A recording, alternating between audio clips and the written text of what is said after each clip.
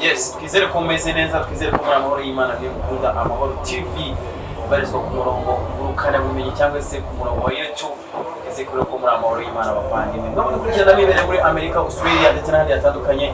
Mwe mukunda Amahoro TV, mwe bafatanya ibikorwa bacu reka tubabwire ngo mukomeze mukubwe neza. Je nitwa Muherekeje Notable as like TV presenter.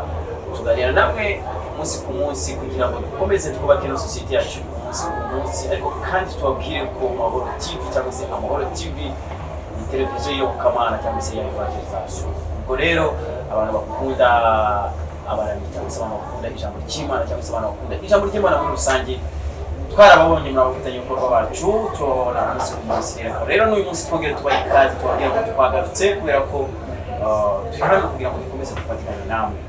Umunsi wa none imbere ya kamera za Amahoro TV murahabona umupapa muramuzi hirya no hino, ni umukozi w'Imana ariko hari abatamuzi. Ariko mbere yuko twinjira mu kiganiro turagira ngo tubanze twerekeze Gitare kubera ko cyane cyane abarizwa mu n'umuvugabutumwa urumva tayari departement yiwe niyo ngiyo, reka abanze asenge nyuma yaho ngaho azakwigira tutangire ikiganiro cyacu. Reka tukwakire kugira ngo tugerageze Imana umukozi w'Imana. Turashimira ko tugiriye neza ushobora hano gutegura wateguye turagushimiye turishimye abana b'abavandimwe ikiganiro mu izina ryawe turasaba mu bana nawe tugiriye neza uboneka izina ryawe kandi ukuboko kwawe turashimira umukozi mu izina rya Yesu. Arakoze cyane evangeliste. Turagira ngo n'ubundi twinjira mu kiganiro yararagiye kuturagiza Imana, ariko kandi turaza kumusaba zamura ijwi kugira ngo ubutumwa ari gutanga uyu munsi wa none buze kugera kuri buri wese bwumvikana neza. Hari abatakuzi, hari n'abakuzi, ariko abantu benshi barakuzi mu evangeliste cyangwa se kuvuga ubutumwa. Turagira ngo wibwire abadukurikiranye cyangwa se abakunzi ba Amahoro TV muri rusange. Murakoze. Amazina nitwa Stefano. Ibindi ababyeyi banditse bizwi cyane ariko n'iby'ababyeyi bita umoja wanibaza abana batandatu abakobwa n'abahungu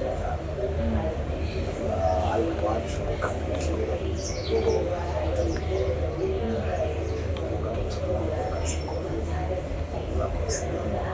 Ubu ni we evangeliste mu buryo buzwi bwo kwivuga. Urumva ni umupapa, tuguhaye ikaze. Asante. Umwaka wa 2021 wari umwaka umeze gute evangeliste kuri wowe? Umwaka ni ikintu gikomeye, aba ari munini cyane kandi munini byinshi, kandi muri ibyo byinshi harimo ibyiza harimo changamoto ndetse ariko ku ruhande rumwe ko wabaye mwiza n'ubwo twahuriyemo ariko ibyiza ariko byinshi. Wari umwaka udasanzwe uretse ko haje ibintu bya COVID byagiye bihagarika abantu benshi, ariko kandi no ku ruhande rwawe murabizi ko byigeze kubaho ibintu bya COVID bihagarika n'insengero cyane cyane nk'uvuga ubutumwa. Ntabwo byakugizeho ingaruka? Bibiliya iravuga ngo bibaho byose duhore dushima Imana. Ubwiye mu buryo bw'imibereho y'abantu no mu bwumvire ushobora kuvuga ko byari bibi, ariko kandi ubwiye mu ijambo ry'Imana twavuga ko nta gishasha cyabaye cyabuza ibikorwa kuko ijambo ry'Imana bashobora gufunga insengero ariko tubufunga ko rifunga. Dore n'ubu hano turi kumwe namwe, wenda n'ubwo insengero zari gufunga twari kujya no mu nzu ubutumwa tukabutanga bukagera no ku bantu. Ushobora kuvuga ko byabangamiye abantu, ariko kandi twabifata ko uyu mwaka wabaye mubi cyane kuko twahuriyemo n'ibyiza byinshi. Uwo abawutungiyemo, uwawutungiyemo ntiwamubwira ngo wari mubi yarakize. Uwawuhuriyemo nawe n'ibibazo umubwiye ngo wari mwiza ntiyakunda, mbese bivana n'umuntu ibyo yawuhuriyemo. Ariko ku rwego rw'isi wavuga ko wabaye mubi kuko waje muri iki cyorezo cya COVID cyagiye ingufu nyinshi ubwisanzure bw'abantu n'ibikorwa. Yes, turi muri 2022 ni umwaka w'ibisubizo, niko abantu benshi bakunze kuwita, ariko kandi ni nako twawakiriye kandi ni nako tugomba no kuwakira kugira ngo twireme ibisubizo kandi uzabashe no kugenda neza kuko tubyatura. Wowe bimeze bite? Ni iki winjiranye muri 2022? Ni irihe jambo ufite? Ni iki kiri nk'umukozi w'Imana? Ni irihe jambo riri ku mutima wawe cyangwa se ni kuri kubwira isi ya none muri 2022? Murakoze cyane. Umwaka niwo ugitangira, nta birebire turageraho, ariko kandi n'abakristo bizera Umwami Yesu dufite icyo cyizere ko ari igikomeye tuzageraho. Yesu ni umwami, Yesu ni umwami, azatugeza ku bikomeye abamwiringiye, kubera ko Yesu niwe tangiriro nawe herezo. Iyo umwiringiye ntacyo atakugezaho. Ariko kandi ku giti cyanjye hari ijambo riri ku mutima cyangwa se Imana yanshyize ku mutima w'umwaka urangiye twinjiye muri uyu wa 2022, iri muri Zaburi ya 23 ivuga ngo Uwiteka niwe mwungeri wanje sinzakena. Akunze kureba amasitati narishizeho kubera ko numvaga ari ku mutima, bivuga ngo uri kumwe n'Uwiteka nta tutazagera. Icyo Imana yagambiriye ko tuzageraho uyu mwaka tuzakigeraho. Bivuga ngo ndabona ko uyu mwaka ari mwiza, tuzagera ku bikomeye biruta ibyo twagezeho 2021. Iki ni jambo ry'umukozi w'Imana Evangeliste Gapapa, kuko muzi icyo nicyo jambo yinjiranye muri 2022, ritari kubwira abantu banone Uwiteka niwe mwungeri wanjye sinzakena.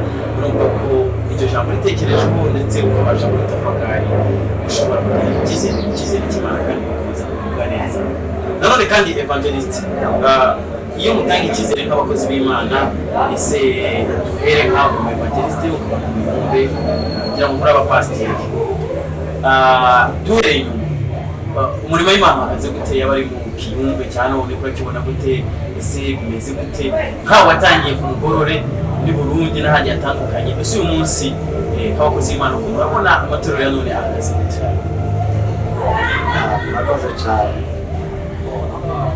Bajije ibintu bikomeye, wenda kubisobanura bivanye n'uko bibona n'ubudasa sinzi, ariko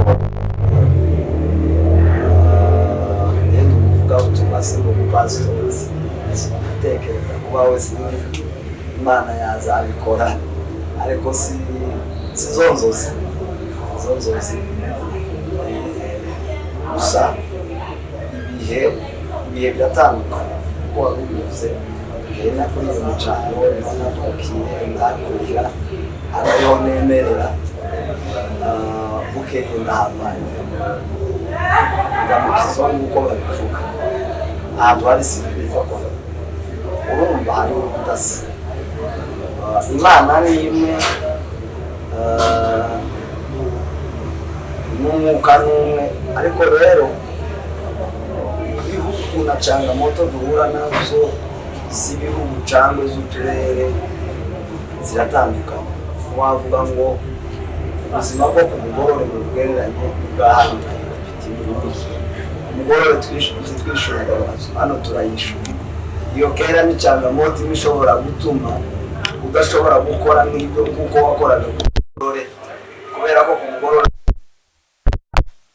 uvuze ngo reka njya ahantu njye gusabana n'Imana, ukaba wahamara n'icyumweru na 2 na 3 byavanaga n'iminsi yayo. Ariko hano siko bimeze. Wavuga ngo uragenda ahantu mu bikingiranire uhamare amahinga 2, ufite umuryango, ufite abana, ushobora kuba ufite akazi kandi bagukoresha atari wowe chairman. Urumva ko kera aho hariho ubudasa. Wakora nka kujya wakoraga hajya, mbese ntiwakwisanzura. Wariya wakora gusa n'uwigenga, ariko hano siko. Bivuga ngo ibihe biratandukanye. Gusenga iko ni kumwe, kuko abantu basengaga kera niko basenga uyu. Ubutumwa bwavugwaga kera bushobora kuba ari bumwe, bahuriraga haratandukanye, n'imbogamizi bagendaga bahura nazo ziratandukanye. Kubera izo mpamvu rero niyo cyo bituma mvuga ngo ibisa hari ibyagoye bariya basaza bacu babanjije twe wenda tutazabona, hari n'ibyo natwe tuzahura nabyo bunini abandi bazaza nyuma yacu batazahura nabyo. Icyo ushobora kuvuga rero harimo ubudasa cyane bitewe n'ibihe n'ibihe turimo. Ikindi hariho nanone muri iki kinyejana cya digito abantu bakora nk'abantu bigenga. Ubundi kera umukristo bakunda kugira basanga umuntu ucishije makarita umuntu wese niho ku giti cye. Abantu basigaye bakora nk'abikorera nk'abadafite ababashinzwe ababagenga ababayobora. Icyo bituma nshobora kuvuga ngo biratandukanye kubera ibihe umuntu wese asigaye yicaye abantu, ariko kandi sibyo na Bibiliya iravuga ngo mwibuka ababayoboraga kera ngo mwigane ingeso zabo. Bivuga ngo tugomba gukurikiza abatubanjirije, kuko burya uwabayeho mbere yawe afite ibyo akurusha. Bivuga ngo ugomba kumwigiraho byinshi nubwo batabayeho muri kino kinyejana, ariko burya nta bizaza bitabayeho. Isenge rishobora kuba rimwe ariko uburyo bw'imikorere butandukanye. Yes, nanone kandi urumva ko abatubanuye mu buryo butomoye kandi bwiza ubudasa bw'ibintu bitewe na biye, nabyo biza bituma ibintu bihinduka ku buryo bw'ikibumbe cyangwa cyo ku mugorore bishobora gutandukanye n'ubujumura bitewe n'ibihe birumvikana abisobanuye neza. Tukiri aho ngaho tubijyanira kuri aho ngaho waruvuze ngo muri kino gihe hari kugaragaramo kwigenga cyane, ariko kera twagaragazaga utaratibu bitewe n'ahantu. Uyu munsi wa none ubarizwa mu itsinda ry'abayumbuka ba Evangeliste. Dukomeje gukora aho ngaho hari ibintu byinshi bigenda bikikikana ku mbuga nkoranyambaga bisa nk'aho kudahuza kw'abakozi b'Imana b'abayumbe ndetse n'abashumba Evangeliste. Mu by'ukuri iyo ubonye ibintu biri gucicikana ku mbuga nkoranyambaga, aho abantu bavuga ngo niyo umuntu yaba ari iruhande rwanjye ngo niyo yaba ari pasiteri nawe ubundi akamubwira ati nyamuneka icara amasaha yageze, ugasanga hariho guhuza kandi barizwa ahantu hamwe. Sinzi impamvu muri kino gihe batari guhuza cyane, ugasanga kubona hariho ikintu abantu batari kumva kimwe kandi n'abantu bakabivuga bitandukanye. Ese wowe bino bintu kubibona gute Evangeliste, kandi nabo barizwa muri iryo tsinda? Ese ujya ubibona, warabibonye ahubwo? Murakoze cyane. Abantu babona gutandukanye, ariko bibaho nanjye ndabibona. Abantu dushobora kutabyumva kimwe, bamwe bakabona ko ari byiza, abandi ari benda kuvuga ku bintu giti cye, ariko ubivuga uko ubyumva no muri rusange. Mu by'ukuri Bibiliya iravuga ngo ahari imivurungano kuri Imana ntibihari. Iyo mufite imivurungano Imana ntiyabana nawe. Ushobora kubaza se none aho ngaho Imana iba yahavuye? Ishobora kuba yahavuye ko mutere ngo yarahuze, ishobora kuba ihari ariko idakorana nawe, kuko Bibiliya iravuga ngo Imana si y'imivurungano, ahubwo Imana twahawe ni iy'amahoro cyangwa umwuka twahawe. Bivuga ngo abantu bari kumwe, abantu bakora. Icya mbere ugomba kubana mu mahoro. Icya kabiri ugomba kubana mu bwizerane. Icya gatatu ugomba kubana mu bwubahane. Kuko ikintu ukoze hatarimo kubaha, nubwo cyaba ari cyiza ariko ukagikora mu buryo butarimo kubaha, gihinduka kibi. Icyo ukoze nacyo kitarimo amahoro gihinduka imivurungano. Bivuga ngo abarumbaje iby'abayumbu ni byiza gukora twubaha abashumba, ni byiza gukora twubaha abadukuriye. Ushobora kuba atari n'abashumba n'uko uyoboye n'itsinda ari umuyobozi ugomba kumwubaha ubwo buryo bwiza bw'imikoranire. Ikindi burya mu mvugo hari igihe umuntu ata mu mvugo ukaba wari ufite ibikorwa ushaka kuvuga ikintu ugacikwa ukavuga ijambo mbese utatekereje bidakwiriye kandi utagifite umwanya wo kurigarura. Wowe umunyamakuru uzi social media, ijambo uvuze hari igihe n'abandi nabo baba bishakira inyungu bahita bari kubitaho rigacuruzwa, wowe wishakira inyungu. Ubwo warivuze rero atakigarutse ngo avuge ngo ntacitswe n'ijambo siko nashakaga kuvuga kera rya jambo ushobora gutekereza hari igihe umuntu avuga ikintu kimucitse atakigarutse ngo kigarutse ugasanga kikwiriye isi kandi ataricitse. Ushobora kuvuga mu mwanya w'abanyumve kandi nkavuga no mu mwanya w'abanyamakuru.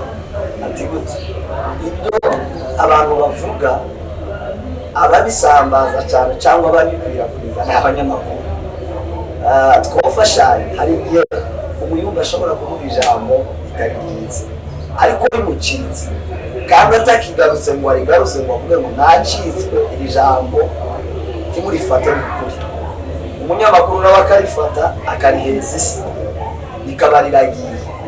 Amakuru rero akagenda avugwa kujya mu yumve, dore ibyo yavuze, ese bagenzi be babivugaho iki, ese baramushyigikiye, ese abashumbi bo gute nk'ibyo. Mu by'ukuri sintekereza ko hari abashumbi bashobora gushyigikira amafuti, sintekereza ko hari n'abayumve nabo bashobora gushyigikira amafuti. Ni amafuti, icyiza ni icyiza, ikibi ni ikibi.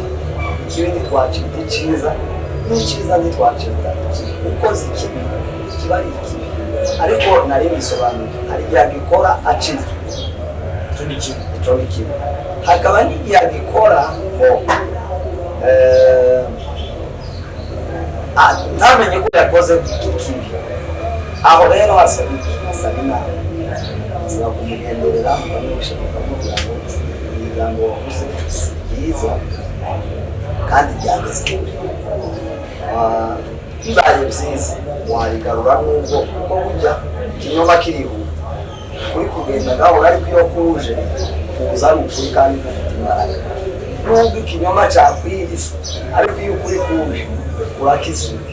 Bivuga ngo umuntu ashobora gukora ikosa, iyo atazi ko ari ikosa ariko akabwirwa ko ari ikosa yorigarura.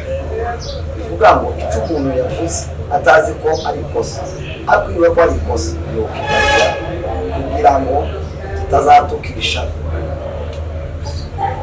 None se tukira aho ngaho nari nkubwira mu buryo bwo kubuza ndagira ngo utangire recommandation uvuze ko ubibona ku giti cyawe yaba ari impande y'abayumve hagomba kuba ubwumvikane ubwubahane ndetse no gukorana neza.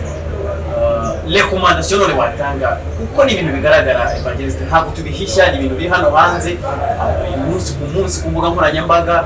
Ejo yavuze gutya, ejo mbese twebwe abakristo twicaye hariya turimo kubyumva neza, ariko none impamvu kubaje nuko ubarizo mu itsinda ry'abayumve kandi ukabona Evangeliste ushobora kugura abantu ufite izo nshingano. Ese niyihe recommandation kuri izo mpande zombi, ese bigende gute? Aho mvuga cyane ni ku bayumva abashumba singiwe wenda aho harandenze gusa. Ku ruhande rw'abashumba ni byiza ko twubaha abashumba kubera ko kwitwa umunyamasengesho cyangwa umuyumve bisobanura ko tugiye ari nubwo waba ufite amasomo arutabishura. Umuyobozi ni umuyobozi uko yaba ameze kose ugomba kubaha Imana yabahaye ngo abashumba. Ku ruhande rw'abayumve mu by'ukuri ntabwo turi ibyibye, dufite aho tubarizwa. Nubwo twitwa abayumve ariko dufite amatorero tubarizwa. Ubundi abayumve hari igihe abantu bagira ngo ni nk'abantu bigenga bakora icyo bumva, bakora ikosa ntawabareba, bakora amafuti ariko si ese n'abantu ki tukiraho n'abakirisitu nk'abandi ubundi nta muntu utari umunyamasengesho uko bibiri abantu bose ni abanyamasengesho gusa hari ukuntu abantu muri kanisa bikuramo bakavuga ngo nje nawe ushobora kuza ngo nje si ndi umunyamasengesho ngo ni iby'aba runaka bikunze kuvugwa n'abantu. ese ni departement mw'itorero kimwe na evangelisation na diakoni si departement ubundi ni abantu sinzi uko bizagora gusobanura ariko ni abantu bakunze kugaragara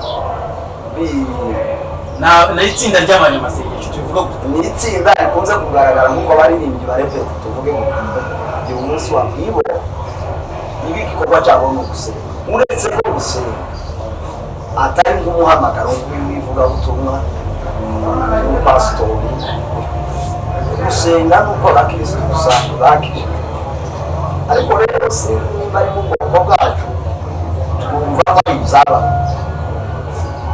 bazitira rero navugaho niho nanyuze umunyamasengesho rero si umuntu w'ikigo cyangwa uri hejuru y'abashoboye rekomandasiyo ushobora gutanga mu by'ukuri kenshi nitwe tuba turi ku gatuza kenshi kandi atari uko turuta abandi oya ni ibihe ngira ngo byahindutse ukunze gusanga indirimbo nyinshi aritwe tuzihari kariba abayumve kuririmba mu kiriyo kariba abayumve kuririmba mu makwe gutyo ariko atari uko hano icyo turusha abandi oya si kubera ko dukunze kugaragara mu maso y'abandi cyangwa ku gatuza cyane iyi igomba kuba impamvu ituma twifata cyane ntabwo twibumbanika tubikora mu bwenge ushobora kuvuga ikintu ugenda bivuze kikagutanga kugera hanze kandi aho kigeze kikagenda kitavuga neza icya mbere wewe kiraguharibishije personalite yawe byatsinda usa n'ubarirwamo kirikozeho byose bahita bavuga ngo abanyamasengesho abayumva tuwa bahita bavuga ese uyu muntu asengera ibindi umushumba wumva ko bigarutse ku mushumba kandi umushumba nta kosa yakoze ujya mu bivuga ngo tugomba kwiyubara nk'abanyamasengesho mu byo dukora mu mvugo igihe turirimba igihe duhawe umwanya twumva ko twakora izo dutegeka bibaye ari byakomeza kubisabira uburenganzira akarusho ikindi mbona kenshi kuvuga ushobora kubyita ko nabyo ni ikipawa ni impano hari abantu batahamagariwe ndetse hariho abahamagariwe kuvuga n'abatahamagariwe yimvuze hariho abantu imana yahaye tana wenda itandukanye n'impano tana yo kuvuga ni injyozi iyo bakije iyo badakije hari uburyo avuga neza abantu avuga n'ikintu kibi hari ukuntu ukivuga mu bantu cyangwa ijambo risa naho rigize ariko ukagira imvugo indomoramvugo ariha rikaba ryakumvikana mu matwi y'abantu birenze wanashaka hari aho wagwamba wigeze kumbaza imuhira hari abo bagiraga igitabo n'abahanuzi imana yavuga kenshi ujya mu nzu wabwiwe si we watangaga mesaje barebaga umuntu uzi kuvuga ushobora gutransimeta ijya mesaje si umuntu uwo ari we wese ushobora kuba wayihawe ariko uburyo bwo kuyitransimeta utari macungu udafite kapasite yo kuyitanga ko gutanga mesaje nabwo ni ubwenge hari ijambo muri bibiliya nibutse dawidi yigeze gukora amakosa umwami dawidi umwami uyoboye akora amakosa atuma abasirikare ku rugamba arangije afata umusirikare wiwe asambanya umudamu arangije ahita agarura wa musirikare kugira ngo bizitirirwe kwinda ari umugabo ariko umukozi w'Imana nataje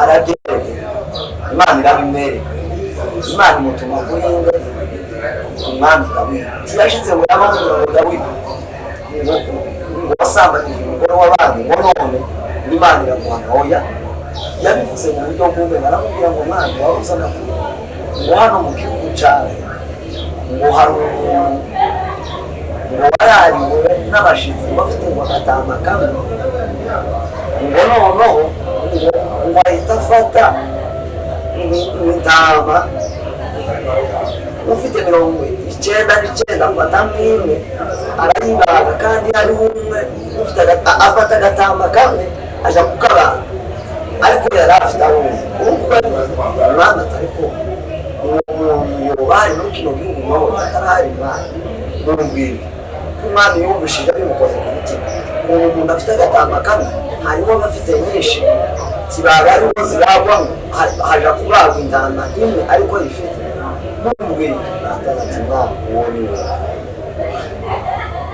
ufashe umusirikare umutuma ku rugamba cyubahiro umwe Dawidi uzi icyo yakoze yahise bimutumita ku mutima arapfukama asaba imbabazi icyo naribuze nyine hari uburyo transmeta message akayumva naribuze guca abantu bose ntibahawe impano yo kuvuga hari igihe ubwira ngo uvuge uko amuvuze nabi hari igihe ubwira ngo ubwire abantu ukabura abanazi hari igihe ubwira ngo ubwire abantu ukabura abatuzi hari igihe ubwira ngo ubwire abantu ukabuvuza indivu ariko hari umuntu wahawe uburyo bwo kubwira abantu mu buryo bw'igikundiro abantu bakumva abantu bagakorwaho icyo gituma narivuze ngo abantu bose bahawe iyo tana ya Elokasi nimba warahamagariwe kuririmba n'imbundi uzi ko yahamagariwe agira imvugo nziza yawuvuta no mu bandi imvugo yiwe itagira igihungabana imvugo ibereye yamumureka nimba uzi ko ujya uvuga abantu bagakora ibyo uzubyirinda kubivuga kuko kenshi ukiyomana bashobora gutanga abavandimwe dukorana umurimo tubana kenshi kuko ntekereza ko batabikora ku bw'inabi atari n'ubugome bashobora kuba bibacika cyangwa bakabikora wenda amakosa ariko batazi ko uyu bantu bajya batera komantere nziza ndetse abantu bakazikunda cyane yaba ari ku gatuti mu buryo kandi bufite n'ijambo utari bwo kujya hanze y'ijambo abantu bakanabikunda ese ni ko iyo mvugo wa mugani abo bantu twababwira ngo bigire yaba ari komantere zawe cyangwa se wabere n'urugero evangeliste hari icyo bitwaye kuvuga neza wari uri kubivuga ariko ntibivuga ariko navuze ati reka mbivuge uyu muntu bajya atera komantere kandi barizwa mu itsinda ry'abayumva iyo uteye komantere abantu barabyishimira ndetse tunajye no hanze y'umurongo w'ijambo ese ahubwo wa mugani iki byagenda muri kibandakora n'indi ibyo bishurwa bakigira kuri wowe murakoze no kutwakuraje gusa turavugana sinzi ko ibyo tuvuga wenda ari byubaka abantu nibo bazi ko nibo babimenya kandi ushaka kwimenya kenshi uzaje hanze yaho uvugira ibyo uvuga niyo uzamenya ko ibyo uvuga ari byiza cyangwa ari bibi sinavuga ngo abantu banigireho kuko urugero rwo kwigiraho rurahari ni Yesu Kristo Yesu niwe rugero twahawe niwe mwarimu niwe metere niwe tica niwe rugero twafatira kuko nanjye niwe bigiraho nicyo gituma nabwira abantu bose badukurikirana uri Amahoro TV abantu bakunze kuba bagaragara kumbonesha kure mugani w'abantu imbuga nkoranyambaga cyangwa ku mbuga nkoranyambaga tujye twiga kenshi iyo Yesu yabaga ari mu ruhame rw'abantu ese ni iyihe mesaje Yesu yatangaga na Petero na Pawulo yarabivuze sore ati mujye mukubira ikirenge mu cyanjye kuko nanjye nakigeze mu cya Kristo. Uraha icyitegererezo kirahari cyo kurebera. Twajya inyuma ya Bibiliya kuko Bibiliya irahagije, ariko kandi no kwigira no ku bandi nabyo ni byiza, si bibi. Hari ibyatunaniye abandi bashoboye, ibyatunaniye abandi bashoboye. Nigeze kumva umufungo umwe kanavuye ko n'ubuda byaramfashe kandi bihakiri imyaka kuva mu nzi. Umupasitori bita Mudagiritabazi ni n'umuzehe, umuzehe kabisa mu bwoko, ni inararibonye mu ijambo ndetse ari no mu bantu umugabo w'igihugu no mu bagabo bari mu bagabo bazanye ubutumwa bwiza imbere.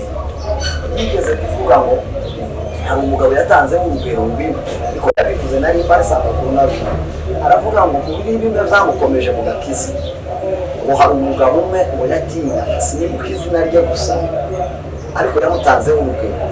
Aravuga ngo uwo mugabo yaramutinyaga ngo akabona ko ngo mu gihe yakora ikosa uwo mugabo yamugaye, bigatuma ngo ari yibungenga cyangwa yirinda ngo uwo mugabo atazumva ko yakoze ikosa. Bivuga ngo ushobora kwigira kuri bagenzi bacu kuko dufite abantu baturuta mu myaka banatuboneye mu gakiza, abantu b'inararibonye bagize imyaka mu by'agakiza kandi babikomereyemo bakibihagazemo. Nimba hariho abantu basaziye mu gakiza kandi bakiri murongo batarakora ikosa, simbuze gukora ikosa ni ikindi, ikosa bashobora kuba bararikoze ariko bagihagaze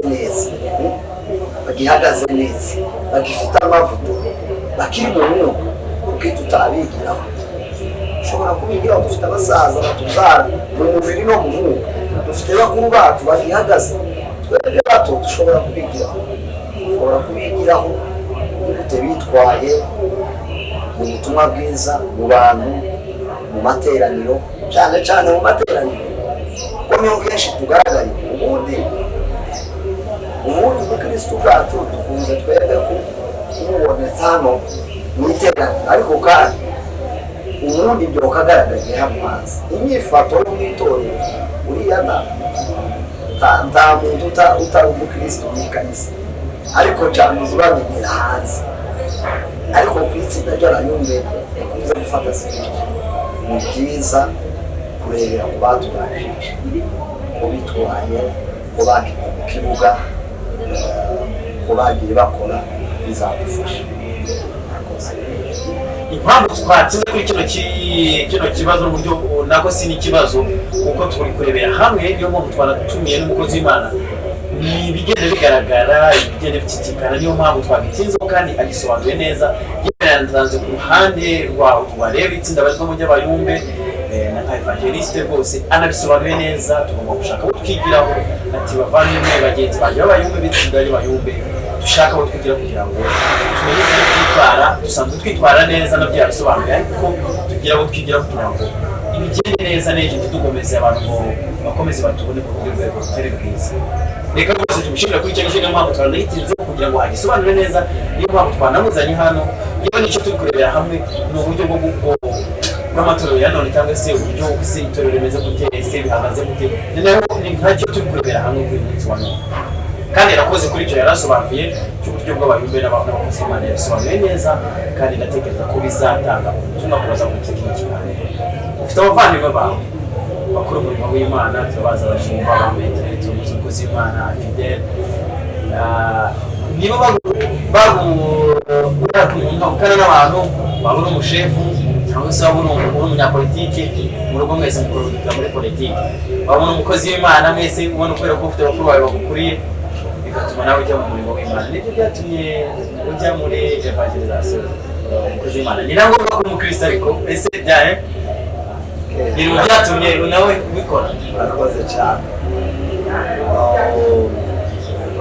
mu by'ukuri sinavuga ngo ni gusa iyo ufite abavandimwe bakijijwe ushobora kubigiraho imyifatire y'ubukirisitu cyangwa se disipurine kuko iyo ufite bakuru bawe bitwara neza ubareba ariko mu by'ukuri sinavuga ngo nibo batumye n'uwongere bamuboya gusa nabo ndabibashimira kuko ni byiza kubareberaho ariko niyizi ivuga ngo Imana yabonye ko turi abo kwizerwa tugarira umurimo wayo bivuga ngo iyo umuntu amaze gukizwa akakira umwana Yesu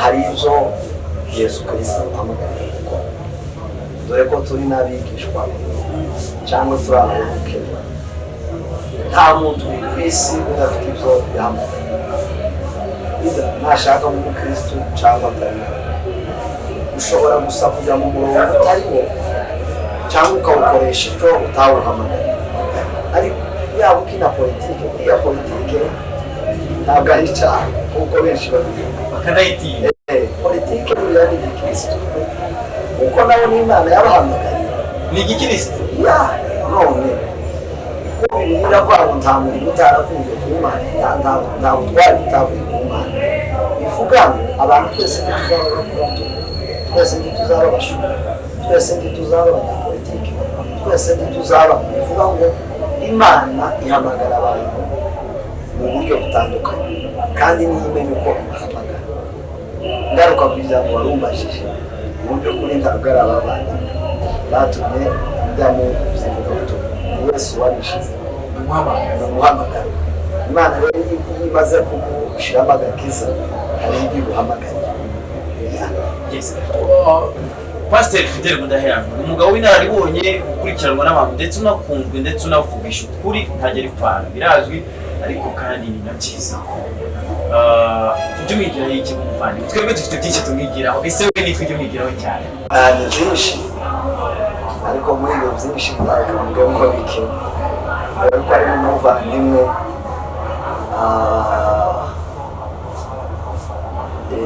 nagiwe amahirwe yo kubana nawe ari umushumba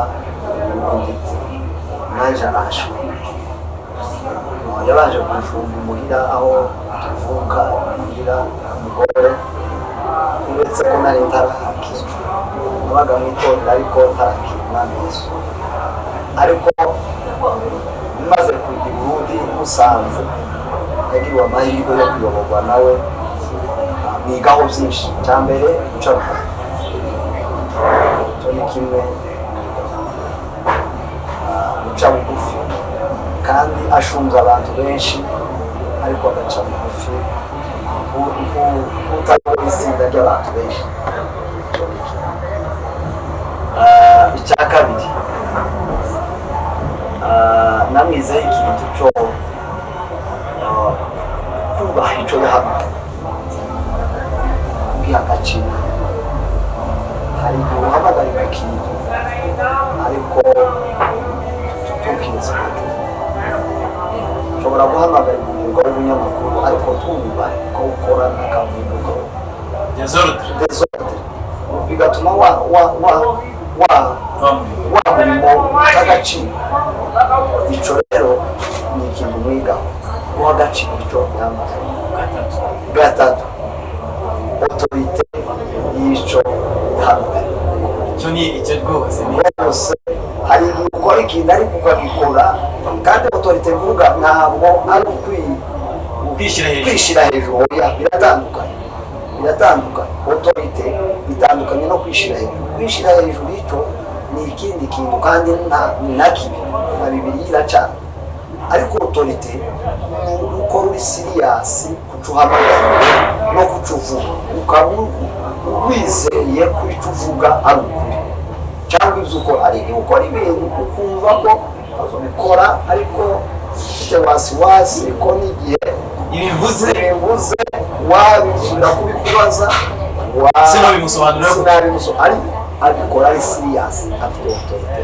rwose kamenyeke. Yes, uwo ni umukozi w'Imana. Biragoye kuvuga umuvandimwe wawe ariko nanone kandi umukozi w'Imana afite ubudaheranwa. Icyo duhurizaho n'uyu mugabo n'ibyo nabyo turabihurizaho, ariko autorité ahagaze neza kandi burya iyo ufite autorité na confidence nayo confidence ni idakwiriye, ariko confidence wiyoboye rwose ugomba ufite n'icyemezo. Umukozi w'Imana rero nibyo yibukira cyangwa se nibyo yigira ku muvandimwe wiwe, niyo mpamvu tumubajije Maître. Nawe n'undi mugabo abagabo muvukana ntabwo boroshye wa mugabo, niyo mpamvu turi kubagarukaho. Maître bibiri bitangwa bitatu, Maître we ni iki nacyo muhurijeho cyangwa se ni iki mwigiraho umuvandimwe? Kubera kubona abagabo ni abagabo b'inararibonye, iyo tubavuze gutyo si uko turi kumwe nabo, yaba ari muri communauté yacu, yaba ari muri aba bashumbye, ni abantu bafite icyubahiro kandi bavuga ibyo bahagazeho ndetse banatanga n'ubutumwa bukomeye ndetse banakurikirana. Nawe ubwawe umuvandimwe ufite icyo umwigiraho nkabo ni iki kuri Maître? Murakoze, uranabisobanura. Ubundi umuvandimwe w'umuntu biragoye kumuvuga kuko nyine sinzi nimba ari imico cyangwa ari ariko kandi niko ubusa n'uri kwivuga, cyo gituma bigoye. Ariko impamvu tubivuze ni uko abantu ari amaso ya rubanda. Yes, ndabivuga nk'umukristo, simbivuga wenda nko mu rwego rwo kuvuga. Ubundi nimugaruka kuri Pastor Mudaheranwa niwe nagize amahirwe yo kubabwira cyane. Twarabaye no mu nzu n'abaye napanze bari mupangaye. Urumva ko iwe muziho cyane gusura Maître kubera ko nagize amahirwe yo kuba. Hari akandi kamwe nibagiwe kuri we, ni ikintu cyo kumva ubwo turi bari umugabo aratwubaha cyane kandi aturuta mbere Pastor mbere ushobora kumva ariko atwubaha rwose cyane. Naho ngaruka kuri Maître warubuze ubundi Pastor mbere umugana mukinga cyane rwose, ariko Maître yiwe murasabana na Pastor turasabana, ariko iwe hakazamo hari ukundi nimba ari kuba ari umushumba. Maître iwe turasa n'abakora no muri kariyeri y'ivugabutumwa. Maître rero reka nabo mvuge kabiri iwe sinzi. Icyambere Maître nawe ni umuntu uca bugufi rwose, uca bugufi. Maître yaba ari kuvuga ubutumwa nta muntu ushobora gusiza. Ni umuntu uri sosiyale, ubutumwa ari gusetsa abantu, yigisha. Icyo ni kimwe nacyo wigiraho ko mu butumwa hari umwarimu watubwiye si byiza umuntu ubutumwa kuvuga aranga ati nimba ukunze kuvuga ubutumwa urakana abantu ari kubagarika ati kuko mu bituma abantu badakurikirana neza, bituma abantu batumva ubutumwa bwawe. Nta muntu ubutumwa aranga uvuga ubutumwa ugaragara neza mu maso, uri smart, ukeye, utabasanga umwanya w'abaswahili. Icyo Maître arakigira rwose kimwigaho. sociability ni sociability, kumenya kubana n'abandi kuko we tutabanye cyane, uretse ko mukurikira ahantu Maître yabaye ni Rwanda cyane, abantu yabanye n'abamatsinda yabanye ntabwo Maître utamuvuga neza. Bivuga ngo nawe abana n'abandi basabana n'abandi bigatuma bigavuga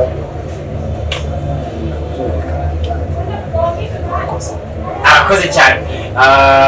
Urumva ko ni byiza ko buriya abavandimwe b'umuntu iyo bakora ikintu cyiza kandi bagikora muri community, niyo mpamvu tuba tumubajije abavandimwe yaba ari umukozi w'Imana wa Pastor Rwamagana ndetse n'umuvandimwe Maître, kubera ko bahuje kariyeri niho tubikuye. Anadusobanuriye ko nawe bamuhaye uburere bwiza, ariko kandi nawe ubwiwe ari umuhamagaro kubera ko nawe yamaze kuyihamagarirwa. Uyu munsi wa none uri umu evangeliste, atekereza ko igihe kizaza ushobora kuzaba umushumba cyangwa se ugakubiswa aba evangeliste. amatorero ya none afite ikibazo cyo gucika munsi ku munsi evangelista ibintu ubibona gute cyangwa se ubona ejo habyo hameze gute ese niyihe mpamvu nkawe nk'umukozi w'Imana mu by'ukuri ubarizwa muri evangelization ibyo bintu byose nawe hari ukuntu ubibona ejo umuntu araza itorero akarisenya abantu bakajyana ejo bacitsemo ejo byagenze gutya ese bimeze gutya ibintu ujya ubibona gute ku ruhande rwawe? Murakoze cyane.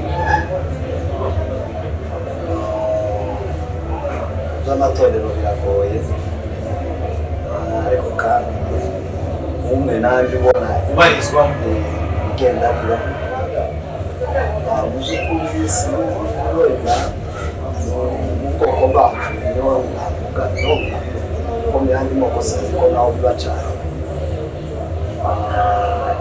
Sinavuga ngo gutangira amatorero nibi ntabwo ari bibi yaba ndetse yogwiriye gusumba uko angana, ariko igikomeye mu kwaguka kw'amatorero ni impamvu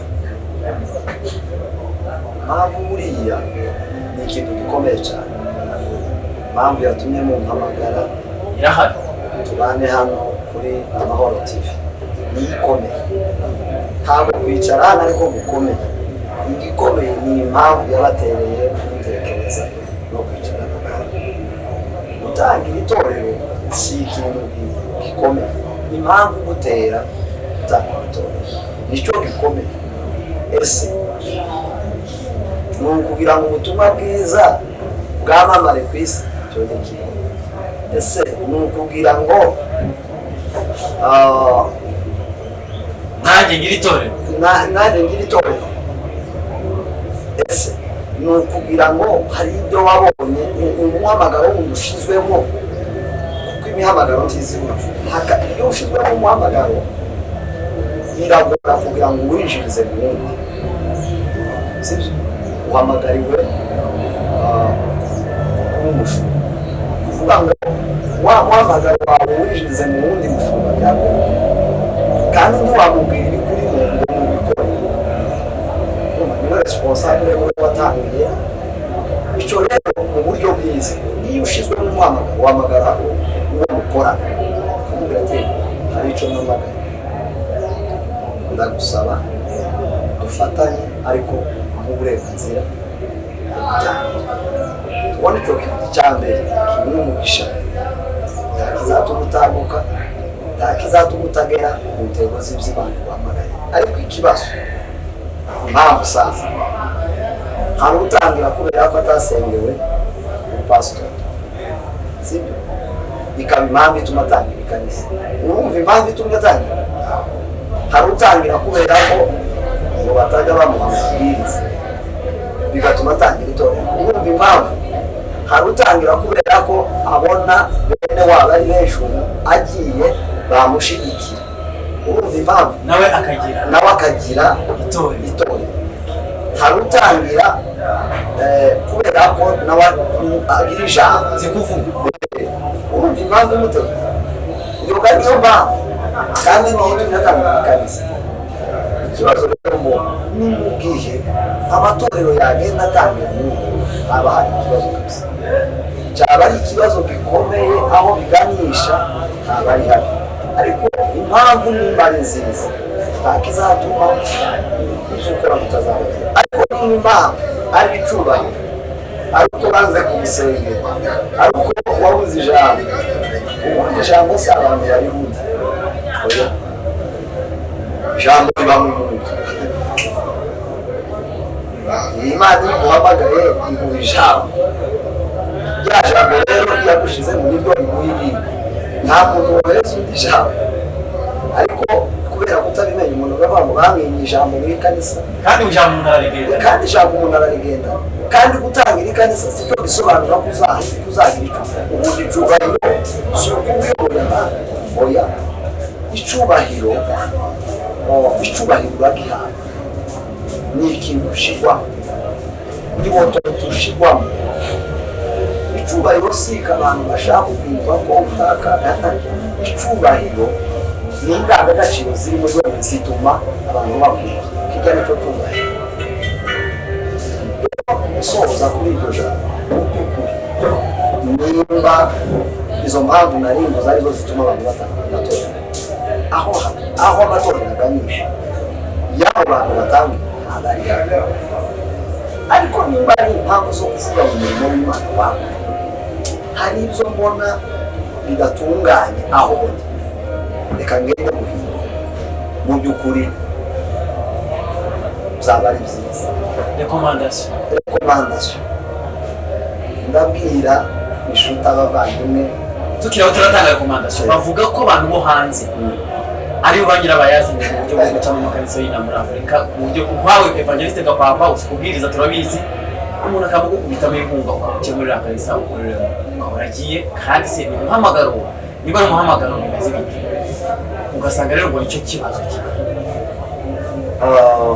mu by'ukuri sinakwemera ngo nibyo abo hanze nibo batuma amakanisa rino acika amabuye ahubwo njyewe bashobora kuvuga ko impamvu iri kubagenda ko nta muntu wojana atabishaka burya Imana yaraturemye nyuma yo kuturema iduha amahitamo kandi amahitamo niyo agize umuntu hari ibyo Imana igakoresha umuntu izi kureka ushobora kubishaka ushobora gukora bizinesi ni amahitamo ushobora kubaka inzu ubishaka ushobora kubaka umuntu ubishaka ushobora kubaka ugeze mu myaka 40 ayo ni amahitamo bivuga ngo kuvuga ngo abantu bo hanze nibo bacamo amakanisa oya babo batanga akantu siyo mpamvu ahubwo abangaba bimwe njyewe nibo mbona nicyo kibazo kubera ko nibo babemerera ubundi uwo hanze avugana n'uriya yewe twakoze ibinini ugakamwemera ese ubundi nava muri kanisa gute habaye none akubwiye impamvu ni y'ubundi umuntu agomba kureba bituma umuntu atanga bivuga ngo abantu bo hanze sinakwemera ko aribo bacamo amakanisa kandi nabo ndagaruka kuri ya mpamvu ese impamvu ituma akubwira ngo tangira ndakubera sponsor ni iyi ese ni ukugira ngo umurimo w'Imana waguke ni ukubona ko ibihaye bikorwa bigaritse ashaka gutunganya ibindi cyangwa aho wabarizwaga hari ibintu abona bisigaye bikorwa mu murimo w'Imana akabinenga iwe ashaka guhindura ibindi ashaka gukora ibintu neza none reka mvuganira runaka kugira ngo dutangire none hindura ibintu abantu banandebereho iyo mpamvu niyo mpamvu ndagaruka impamvu ituma uwo muntu atanga nemera gutanga ibihumbi byanje z'amadolari kugira ngo ufate uyu muntu kandi n'ubundi hari no mu buryo bwiza bwa Kristo nuko bidakorwa mu buryo bwiza uyu muntu wacu ushaka ko atangira ikanisa uyu akamubera sponsor ni uburyo bwiza bw'ubahane kandi buranga abantu bamaze kuba mu foroma na administration uyu waye uhamagara mu matanga yarakagomba guhamagara umushumbyi akamubwira ati yewe nagize yere yo gutanga ikanisa aho muri Afurika ariko nta bantu ufite ariko natekereje runaka kandi yambwiye ko ari wowe mushumbyi muragabana ndetse mu buryo cyangwa mu buryo bw'umuntu none ndifuza ko bamwe tugatangiza nimba bishoboka tuwariko ni cyiza ni cy'ubwenge ni cy'umwuka kigaragaza abantu bamaze gukura mu buryo bw'umwuka no mu buryo bw'ubwenge ariko ikibazo umuntu ajya gukora akavuga ngo ni mwene wacu baho ngaho banangiye ko bataguhemba ese ufite ikihe cyizere ko yazaguhemba kandi nimba utangije umurimo uvuze ngo ngiye guhemba ese nataboneka kubwiye uyavugiye ngo azaguhemba cyangwa ngo akwishyure inzu natayishura ese uzasenya kuba nicyo agukuriye hariya akubwiye ko iwe azakwishyura inzu natayishura ko ari byo yakubwiye rekomandasiyo rero ubona gutse ntaranayitanga ndi mu bantu abantu batekerezaga ko amakanisa menshi yagiye atangira nzayisha ariko sinagiye ibintu bijyanye n'abantu batekereza imyumvire itandukanye, bakaba babona ko iki gitangiye runaka kiyoreka ku kijambo. Hari n'abambwiye agusanze twagenda ati tuzashimikira, ariko kuva mu itorero ndumva bitandukanye ndarivamo habaye, ariko nzabashimikira kubera ko mundekereje uburyo bwo kugenda sinagenda, ariko mu buryo muri yaba ari ijambo cyangwa se tuzafatanya, ariko kugenda ngo tuba bafatanya ariko ngo aba minsi yose y'ibyica nabona bitandukanye. Natangiye inama ivuga ngo gutangira ikanisa si rwose, gufungura ikanisa, gusengera umuntu ku bushumba cyangwa se ku mupasitori si ni byiza, ariko ndagaruka kuri kinyampamvu, impamvu ituma bagusengera. Hari ukuntu umuntu ahamagarwa n'Imana, sibyo? Hakaba uhamagarwa n'abantu, hari igihe abantu bakwizera bakagurwa bakaguza umushinga, kandi nabyo bireba. Hakaba n'igihe umuntu yihamagara, umuntu akaba avuga ngo mumusenge, biba ugahari hari nayo bibiraha, hari nayo bibiraha, mumusengere nimutansengera ndagica. Nizo mvugo z'abantu bamwe baza bavuga ngo hari abariko bose mutansengera ndagica. Inama rero natanga impamvu y'igomba kuba nyamwuga, impamvu ituma bagusengera ese nuko wahamagara, uwo muhamagara ukuri wiyumvamo wewe ubwawe ko wiyumvamo ubushumba pastor, urumva ko uwo muhamagara ukuri. Ubundi abantu bataraduhamagara Imana iba yaraduhamagara, abantu baza gukonfaminga, ariko usanzwe ubyiyumva Imana yaraguhamagara. Cyaka ese umushumba yakubonyemo uwo muhamagaro w'umupasitori, cyo ni ikintu. Hari usengera undi kubera ko ari umuntu ufite ubushobozi, akabona ati uyu nimuzana ashobora kuzoza atanga amafaranga afatika mu rusengero bigasapota imirimo. Nimba umusengeye kubera ko afite amafaranga, ni ikibazo azabakora. Nta muhamagara afite, umusengeye kubera ko afite amafaranga azabakora, bitinde bitebuke azabatera ibibazo ko nta muhamagara afite, nta umurimo.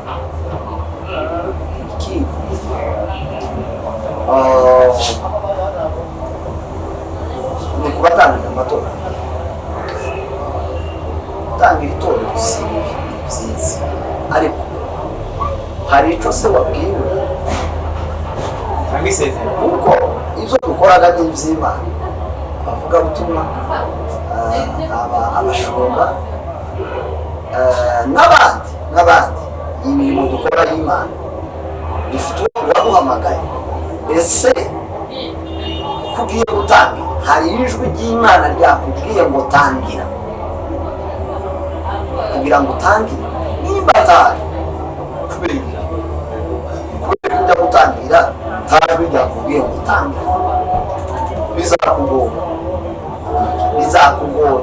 Kibikugora ubundi ushobora gutangira ukamubona abantu ikanisa rikuzura, kandi ubwuzure bw'abantu si ryo kanisa, oya, n'ubuke bw'abantu si ryo kanisa. Kanisa ni iki? Ikanisa ni mu mutima, ni umuhamagaro.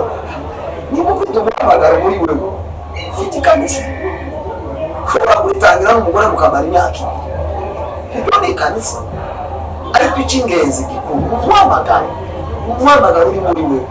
Ariko tukabona ko ufite abakristo 500 bazashira ndakubwira, kubera ndabwira abaye badukurikira bazashira. Ati kubera ibyo abantu bayobera ikanisa mu bantu ubwinshi, ariko siko Yesu yigeze kubwira nyina nasi Mariya ahantu urabona Yesu ajana na nyina nasi bagera mu materaniro bahagaritse ukuntu Yesu yasohotse bijya by'abana basohoke barabura nyina na se bagira uruhagarara Yosefu na Mariya ati umwana agiye bagenda bamushaka yari n'umwe umwana umwe ngo bagire gutya basanga Yesu ko akora igitangaza ariko arabwiriza yamara tumaye ngo ati mugende mubwire papa na mama ati bene mama na papa na mama n'abanga aba turi kumwe bivuga ngo ikanisa kimwe birebera mu kubitekereza ikanisa s'abantu ikanisa s'amainstruments muze kumva bafite ikanisa uburanga bwiza inyubako nziza iduhereza agahewa tukamererwa neza ku mubiri byiza ariko si cyo kanisa hashobora kuba hari ikanisa ry'umukungu ritarimo amakaro ridapanze kumenamo amazi hari ikanisa ririmo amakaro ririmo kirimatizeri Imana itaribona ari kwibona icyo mvuga ni ibikorerwa muri rya kanisa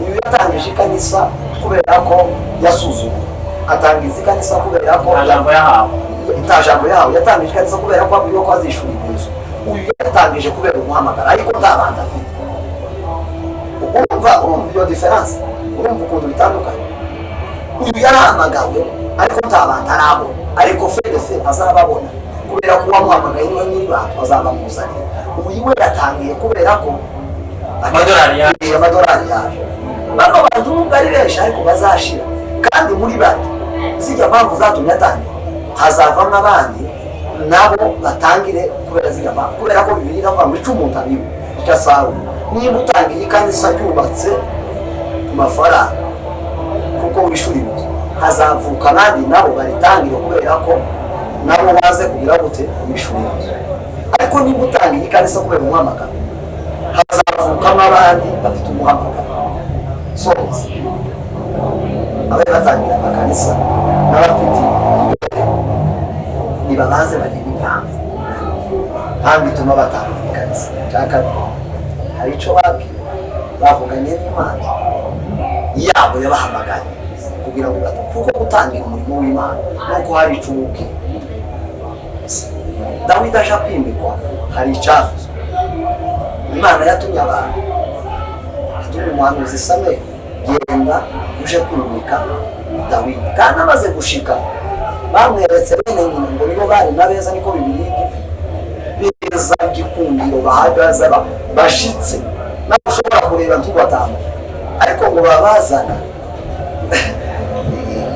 Samweli akabagaye Imana ikabagaye ngiyayivugira muri Samweli toya musaba bose arabaza Samweli ngo waramubaza ati ntawu ati karari kakabiriya mu ntama bakavugaga ni uburyo busa n'ubugayitse kugira ngo batumva tumukaza ngo yavuze kumurangiza turutse hari yabavuga ati n'uyu ivuga iki ijwi hari icyo Imana yakubwiye kugira ngo utange Imana yakubwiye wirebe ubwinshi wirebe kandi ikindi garuka si byiza usanga umuntu uri mu itorero ryubakitse umubwire ngo ngwino ngo dutangire ikanisa kandi iyo umuntu akunda ahari azamwereka impamvu urabona hari iyuri jewe nuza nzakora ntabwo ari niba uri mu muhamagaro tangira kubera umuhamagaro kuri uzazana abantu kuko uwaguhamagaye azahamagara n'abantu tukajya hari abantu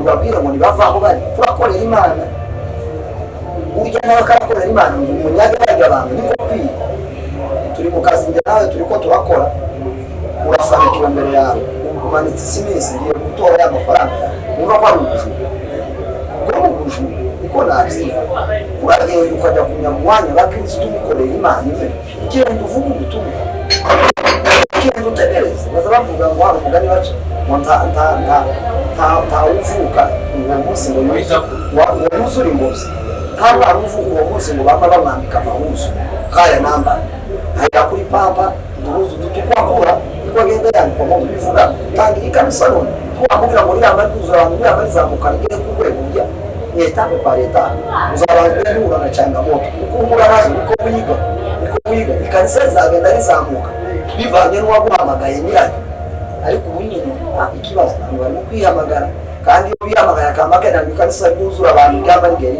so mbere yuko bagasengerwa na mbere yuko bajya babanza bareba impamvu ituma basengerwa bituma batangira kugira ngo ejo bazahura n'imbogamizi bigatuma bananiwe kuko uhamagawe ntananiwe kibibaho. Yes, byinshi za Kadomo iyo rekomandasiyo yose irabisobanura rwose nta kintu nakongeraho ku batangiza amatorero abacamo amatorero ku bintu bigenda tuba umunsi ku munsi. Niyo mpamvu umukozi w'Imana nawe abivuze uko abitekereza ndetse atanga na rekomandasiyo mu buryo bumwe cyangwa se ubundi. Bivuga ko ari inshuti n'umukozi w'Imana Evangeliste Kabuye batambutse. Mu by'ukuri Evangeliste Kabuye niki yagusigiye cyangwa se n'ubuhe rwibutso ufite urenga kuri bibiri cyangwa bitatu cyane ko bivuga ko mwari inshuti yawe ufite Kabuye kumuvuga we byoroshye ariko ngombwa iyo umuntu ari umuntu wari umuntu udasanzwe ariko ni byiza kumuvuga. Iyo umuntu hari icyo arusha abandi akaba atagihari kandi bikunze kuba iyo umuntu agihari kujya ataza vuba cyane sinzi impamvu nimba ariko bimeze ariko Imana yazubatse sinzi iyo umuntu nimba ari abantu bazubatse ko umuntu agihari ntakuze kuvuga ariko iyo umuntu avuye mbese iyo umuntu yitabye Imana niba avugwa ibyiza bye indangagaciro ze ubuhanga bwe mbese ibigwi kandi mu buryo bwiza kuvuga umuntu agihari nibyo byiza kuruta kumuvuga atagihari. Mu by'ukuri Kabuye yari inshuti yo ku mutima kandi yadusigiye byinshi muri ibyo byinshi bimwe n'umuryango we n'abana be abantu buriya umuntu apfuye asize abana kiriya ni ikintu kinini aba basigaye iyo mutabaye ibigwari buriya bagihari kijya watekerezaga kuba wamubwira wakora basize abana n'umugore wagikora nk'ukorera nagikora nk'ukorera Kabuye kuko gaca hasi. Hari umugani baca ngo udasize umwana asiga umugani bivuga ngo iyo udasize umwana ukavuga ukagira ijambo wavuze ukagira igikorwa wakoze buryo bugihari. Kabuye rero yasize umugore yasize abana turacakubona ku miterere n'indangagaciro za Kabuye zirarenze bagiye babikurikirana mu kigero ciwe twakibayemo bagiye bamuvuga gutandukanye natwe twavuye amahirwe tuvuga gato kuri we mu by'ukuri Kabuye twamenyanye 2015 ni nabo bwari ubugenzi bwanjye aza hano muri Kenya mu gihugu cy'u Rwanda ngirirwa amahirwe duhurira mu bukwe bw'umuvandimwe we bita Muzondo nawe yamutashe avuye Kampala kubera ko nari nzi izina ariko ntazi umuntu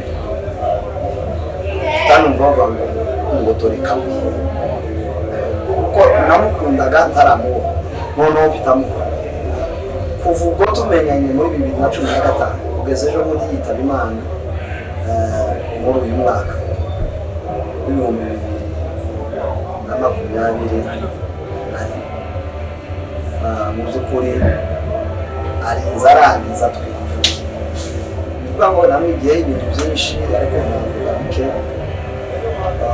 Kabuye yari umuntu udasanzwe Imana yagerahaye ubwoko n'isi kuko ibikorwa Kabuye yakoraga urebye mu buryo busanzwe Kabuye yari umuntu usanzwe yari umuntu wawe icyubahiro ushaka abantu umubone warakanganye ngo ibiki aho ushaka ibyubahiro ariko icyubahiro cya Kabuye n'uburemere bwabaga mu byo yakoraga.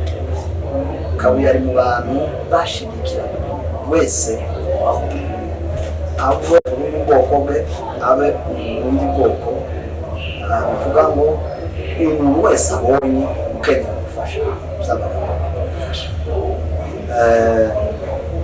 njyewe nagiye ngera iwabo kenshi bwanje bwa mbere ngera Uganda mvuga ubutumwa nikabuye wanjye mu itorero ryabo uburenganzira kandi hariho abashumba barakoze baremeye nta munsi n'umwe nagiye Uganda amaturo najyagayo mu mwaka ntabwo uko nagendaga ngomba ngomba amafaranga bivuga ngo cyane ngira kose kandi urukundo iyo abantu bavuga urukundo hari igihe tubivuga mu bwoko bwacu uze kubyumvira abantu bavuga umuntu yapfuye yakundaga abantu none kugira ngo babyereke ese yabakundaga gute urukundo ni ibikorwa iyo uvuga ngo urakunda ariko utagaragaza ibikorwa burya urukundo ruba rukirimo question mark. Kabuye rero yarakoraga atitaye ku buryo asigaranye bwaba bwinshi bwaba amafaranga asigaranye yarayatangaga agasigara icyo narakibonye Kabuye yaramukundaga akamwereka icyo ni kimwe namwizemo cya kabiri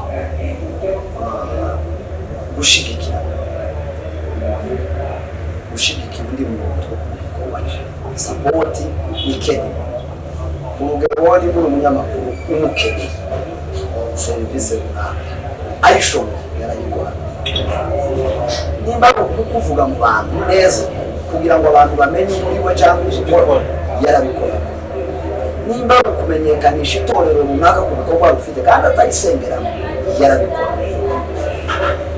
icyo kintu cyo gushigikirana Kabuye ngo umuhamya mvugira n'abandi benshi ubuha iyi microphone uvuga icyo kintu Kabuye yarakigaragaje haba muri Kampala haba mu Rwanda haba muri Kenya zari ukarime yigeze kuza hano muri Shadari bateguye igitero itorero riyobowe n'umushumba noneho nticyamenyekana ho mu bantu Kabuye akazashaka nko gukubita abantu ni gute abantu batamenya amakuru y'igitero kuko mutakivuze iyo ni ya mbuto yo gukunda gushigikira abantu kuko mutavuga igitero mu bantu kuri icyo nacyo nakinyuze nko gushigikira abandi bantu atitaye kuko abishoboye mbese sapoti ye nawe ibe ikindi Kabuye ntabwo yabihagira Kabuye nimba atiyumvisha kujya gusura Kiboye umuhanda wa Kigoma oya nimba atiyumvisha kujya kurara iwawe Kiboye bimwemeza ngo oya yakoraga ibimuhokeye kandi icakanye yabaga bihagaze yigeze kuza iwaje rimwe bazanye n'undi mukozi w'Imana Revera Sunzu akaba ari ahantu yateguje ntabwo yari yateguje babubwiye ngo aze kuharara ariko bakora umuhanda kandi yari umuntu wifite noneho Kabuye atoya imaje simpaje ndagenda ndaje guhagarara yaba mpamagara ndarari wawe kandi tuje mu miteguro imiteguro iyo gandura abashitsi turabitegura toya ahita arambwira ati dutegure isoko nizo turya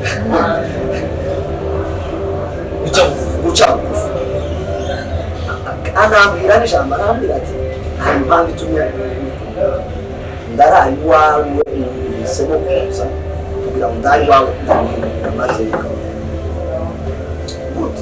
ati ndaguhindurira amateka ubuzima bwawe kandi koko yaranabwiye nabaga mu nzu y'icumba kimwe nubwo tuvuga ngo 100% niwe wabikoze ni Imana yabikoze bikoresheje Kabuye ariko ijambo yavuze byagezwe ati ngomba guhindurira amateka avuye mu nzu nabaga mu cyumba kimwe muri Rwanda ndavuga ko hari Kabuye nawe yaratuye yabaye imbabuzi cyo ni ikindi kintu nize kuri Kabuye ikindi nize kuri Kabuye yakunda ubwoko si rimwe si kabiri si gatatu si n'akarenga kubuza yavaga aho atuye Uganda akazamuka urebe ruriya rugezi rwo kuva Uganda u Rwanda muri Kongo ukazamuka ukarenga umurenge siba mu minembwe akagenda sinzi amatayo iyo ngiyo je sindabe mu mashamba ngo agiye gusengera ubwoko icyo gukunda ikintu akakigaragarisha amarangamutima kubera Kabuye mu Banyamulenge ariko ibyari bimuzi byari binini ugiye kuri Gitavi n'uzukuri ushobora kumufata ko ari kaba bene data bari mu kuvino bakajiriya iriya support batanga nikiyo Kabuye yageza atanga aho bitandukanye uvuga ngo ufate umwanya wawe tike yawe ibyawe uko usiga umudamu n'abana utataye ku buzima bw'ico bazasigara baba wabo ngo witangire ubwo Kabuye vraiment yari umugabo w'ubwoko budashirwa no kuvuga ngo twatakaje umugabo ukomeye mu rwego rw'isi wari ugomba kujya mu mateka mu bitabo by'Abanyamulenge akaja mu marishivu akazibuka ashobora kuba wenda Kabuye abantu benshi batamuzi ariko cyangwa bamubarira mu Kiyumbe cyangwa bamubarira mu Kiyumbe ariko Kabuye yararenze ubwo rwego Ikiyumbe ni gito cyane gito kuko Ikiyumbe ukivuze ni agashami gato ariko Kabuye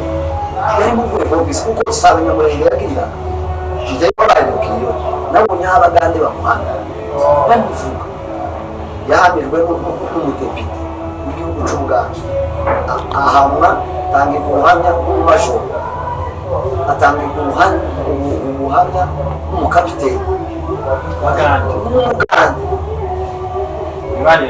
atanga ubuhamya na leta y'Ubugande iyo mvuga leta ni ukuntu bashigikiye ishingiro rya Kabuye muri leta ntaho yari atuye ni bigaragaza ko bahaga agaciro ibikorwa bye bivuga ngo twatakaje twarikomeye mu bwoko no ku isi ko haba kwa Kabuye ni ikintu gikomeye cyane iyo Kabuye ahaguma twongeze ku bintu bikomeye ariko ntiducitse iteka ibyo Kabuye yakoraga muri Imana izagenda izagura mu bandi no mu bizana yasize mu by'ukuri Kabuye tumubwira kuri byinshi n'ibindi byinshi navuga kandi aya mateka sinjeje ibivuga bizwi n'aho yagiye yaba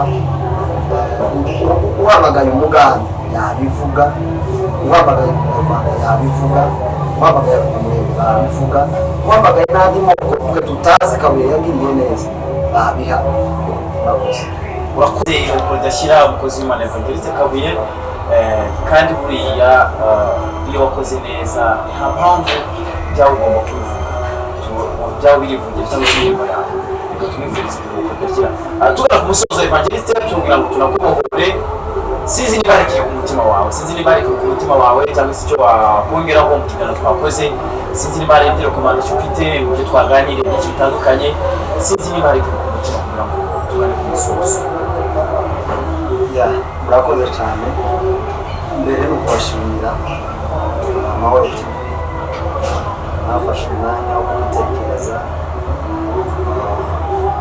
cya mbere bigaragaza urukundo cya kabiri mugaragaza ko twubaha kandi turi abantu basanzwe turabashimiye rwose turabashimiye gutekereza ko ndabizi ko bagiye babikenera kenshi ko tubana nabo ariko kubera imbogamizi zimwe n'izindi tuzakunda ariko niho mwakoze cyane gutekereza tubwira abadukurikirana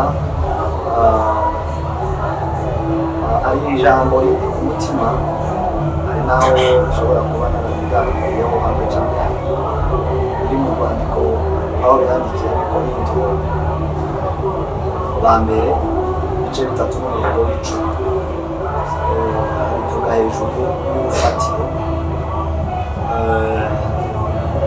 mu by'ukuri dufite ikibazo hejuru y'imyizerere hejuru y'amakanisa hejuru y'ikiyumbe hejuru y'ibiki abayumbe n'ibande ese aya makanisa bite ni byinshi ariko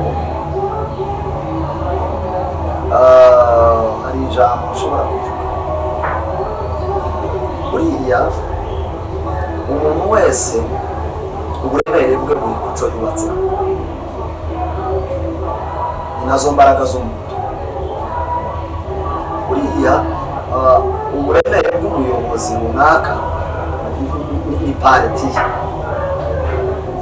Navuga mu buryo bwa politike nubwo ntari umunyapolitike, sorry. Uburemere bw'umuyobozi mu rwego rwa politike aremereye bitewe na pariti yiwe. Uburemere bwa korali cyangwa bw'umuririmbyi ni korali abarizwa. Uburemere bw'itorero ni umushumba urishumbye. Uburemere bwa Kristo ni umushumba umushumbye. Uburemere bw'abakristo muri rusange uvuza abapasitori, abaririmbyi, abanyamasengesho, ababishopu, twese muri rusange n'uwo twizeye, n'uwo twubatse ari we Yesu. Nimba umuntu icyo yubatseho ari Yesu, ahagaze neza, ahagaze neza. Ushobora kureba agati gashobora kuba ari gato kandi n'urubuto, muragukaza ukagakubita ukavuga ati yaba we ka gati karaguye, ariko kaba gafite ubuzima udashobora gutekereza. Umuyaga uza ukajyana neza ukenda kukitsa hasi, sibyo? Ugashoka ukajyana ino sayi ugashaka kukitsa hasi, ukavuga ati birarangiye.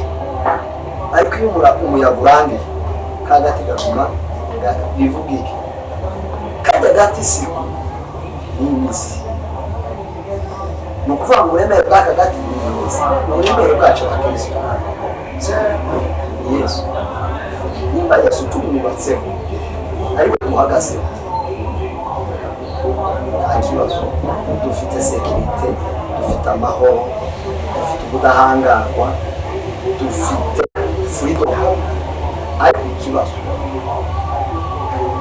nuko byaba ikanisa, byaba urishumbye, byaba barya bagize barimo babayundi baza. Uzi ko natwe twiha ingirafona y'igitangaza. Hari igihe abantu biha ukagira ngo basobanukirwa, ntabwo ari byo. Ntabwo turi ku rwego rumwe rw'abantu, turi abakirisitu cyo kimwe n'abandi. Twese nimba twubatse kuri Yesu ni amahoro, turatuje, turatekanye, turarinzwe, dufite sekirite.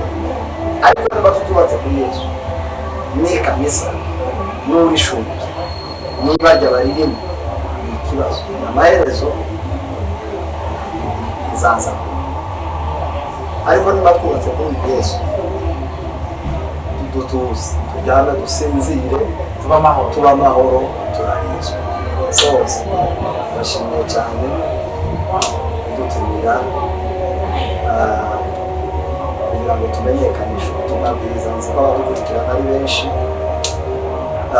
kandi Amahoro TV turabubaha, tubaha ibikorwa mukora, tubaha agaciro. Uyu ni umuhamagaro muhamagara, nubwo abantu benshi babyita ko ari inyungu, ariko njyewe siko mbikunda, kandi ntakitaba inyungu.